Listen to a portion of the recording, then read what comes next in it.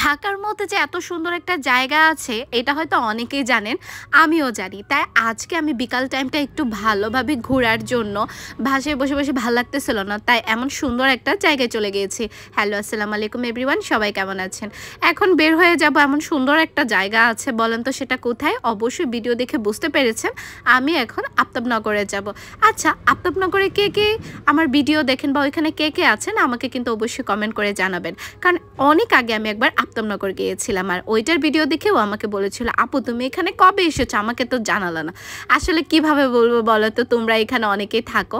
তো এই আর কি, আমরা বের হয়ে গেলাম। আর আমার বাসা থেকে কিন্তু এই আফতাবনগর খুবই কাছে, রিক্সা দিয়েও যাওয়া যায়, চাইলে একটু হেঁটেও যাওয়া যায়। এই তো বাসের সেতুটা হচ্ছে পার হলাম, আসার পর এখন রিক্সা নিয়ে চলে যাচ্ছি।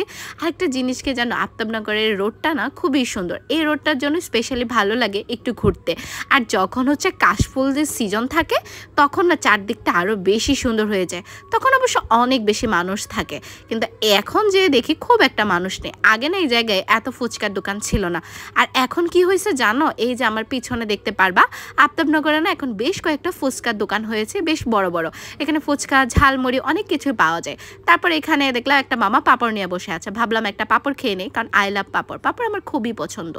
আর একটা জিনিস বেশ ভালো লাগছে, আমাদের মাইমিসিংয়ে যখন পাঁপড় কিনি না, 10 টাকার পাঁপড়টা খুব ছোট থাকে, বাট 10 টাকা এই পাঁপড়টা কিনছি মনে হইতেছে বাই দুইটা সমান মনে হয়।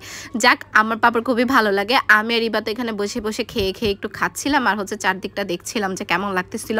আর একটু হালকা হালকা মেঘাচ্ছন্ন ছিল, যাই বলে দিনটা বেশ সুন্দর। আর এই যে সাইডগুলো দেখছো, এগুলো কিন্তু কাশফুলের সিজনে প্রচুর পরিমাণে কাশফুল থাকে। আর তখন দেখতে কিন্তু এত সুন্দর লাগে, কিন্তু এত মানুষ থাকে যে একটু তিল পরিমাণ জায়গা নাই দাঁড়ানোর। বাট এই যে রোডটা, এই রোডটা এত সুন্দর।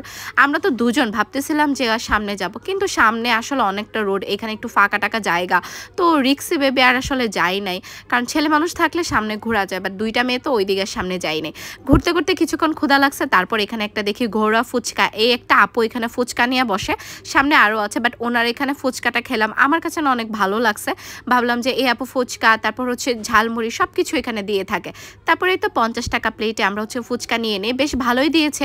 আর আমি বলতে পারি ফুচকাটা বেশ ভালোই ছিল। তারপর ভালোভাবে আমরা ফুচকা টুচকা একটু খেয়ে নিলাম, আমার কাছে খুব মজা লাগতেছিল ফুচকাটা।